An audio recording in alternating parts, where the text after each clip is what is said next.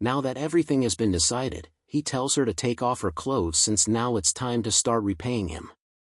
She goes to take a shower. Now that Suchin has allowed her to stay in his room, there's water, electricity, and everything someone would need to survive the apocalypse and never worry about the outside. There's no need to think about the scorching weather or being eaten by the others. For anyone on the outside, this place would be heaven.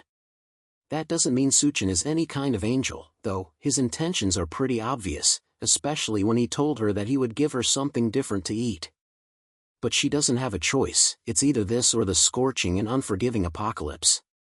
Thankfully, she already considered that he would act like this before she came up to his room, so there's nothing she can do about it. Meanwhile, in the living room, Suchin watches her shower. He's not doing this to peek, of course, he just wants to prevent her from doing anything improper, that's what he tells himself anyway. After her shower, she comes out in a nurse cosplay outfit that he specifically chose for her.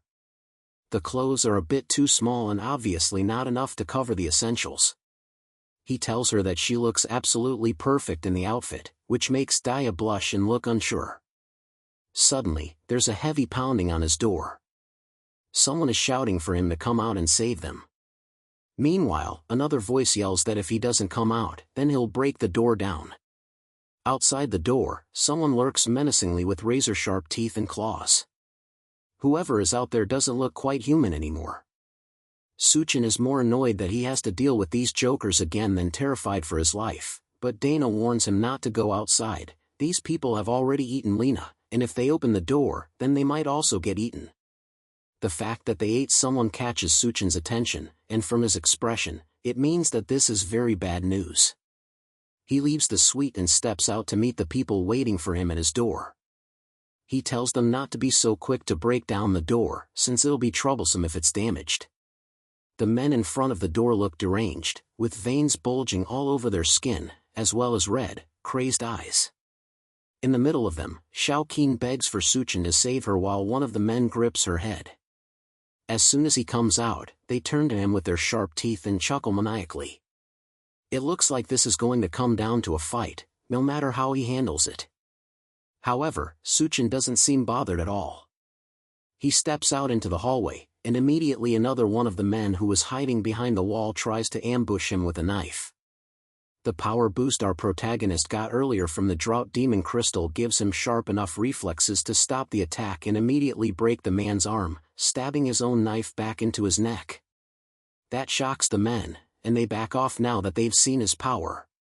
But Xiaoan takes the opportunity to break off from them, running towards Suchin while still begging for him to save her.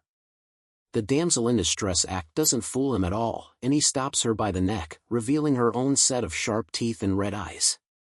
Once someone eats human flesh, their body will mutate and then fangs will grow in their mouth. Right now, Xiaoan and the other men are no longer humans. He grips the woman by her face, causing her to cough and lose her breath. The men aren't concerned by it, however, it's the end of the world, after all, and what does it matter if they eat people, as long as they can survive? Even if they turn into bloodthirsty monsters by the end of it, at least they will be alive. Xiaoan says that the meat was delicious, and after eating it, her body felt full of energy. Now, all she needs is to take out Suchin and take over his room. She twists her body and tries to swipe at him with her claws, but a hard kick from our protagonist sends her flying through the hall and crashing out of a window. She almost falls down onto the streets below, but she barely manages to catch herself at the last moment. She definitely won't be letting Suchin off so easily. However, outside the hotel is still scorchingly hot, and she screams in pain while the sun burns her body up. Meanwhile, inside, the men decide to rush at him together before he has a chance to draw his gun. Suchin calmly wonders if he even needs to waste bullets on these guys, and one of them warns him not to underestimate them too much. He jumps into the air and prepares to come down on Suchin and take him out. Unfortunately for him, Suchin doesn't mind wasting, and he raises a gun, putting a bullet through the first attacker's head. The rest spread out, hoping to avoid the gun entirely and hit him while his guard is down. Thanks to their new forms, not only are they stronger now, but even their reaction speed has greatly improved. Meanwhile, Suchin continues to fire bullets into them as they try to rush at him, but they easily dodge everything.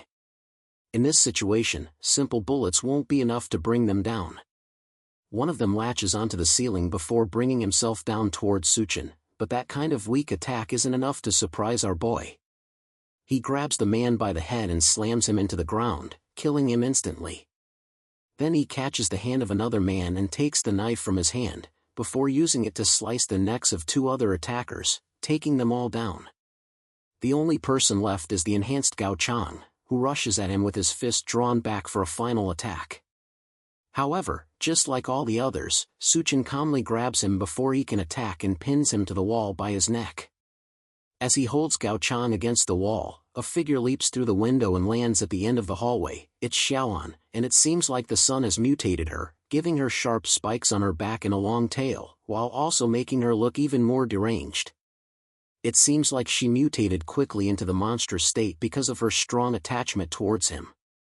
He snaps Gao Chang's neck, killing him instantly, then turns to face Xiaoan for a final battle. Since she doesn't want to disappear, he's just going to have to keep killing her until she finally leaves. Xiaoan roars in anger as the two stare each other down. Meanwhile, Nurse Daya watches from inside the safety of the room. She's amazed by the fact that Suchin managed to single-handedly take down Gao Chang's entire gang. The new monster girl that just appeared, though, gives off a very different and dangerous vibe. She tries to think of a way to help him so she can stay by his side. She doesn't want to be a burden to him, even if his way of taking care of her is a tad bit questionable. As she's wondering what she's going to do, she notices something in the room that might be able to let her stand next to him.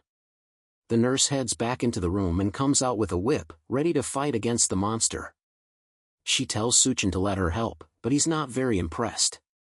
Not being scared and refusing to hide is a good trait, but with the way she's dressed, she's only going to end up distracting him. The monster roars again to remind the couple that they have bigger fish to fry, before she charges at them with tremendous speed. Suchin barely manages to dodge a swipe at his head, leaving his shirt to take most of the damage.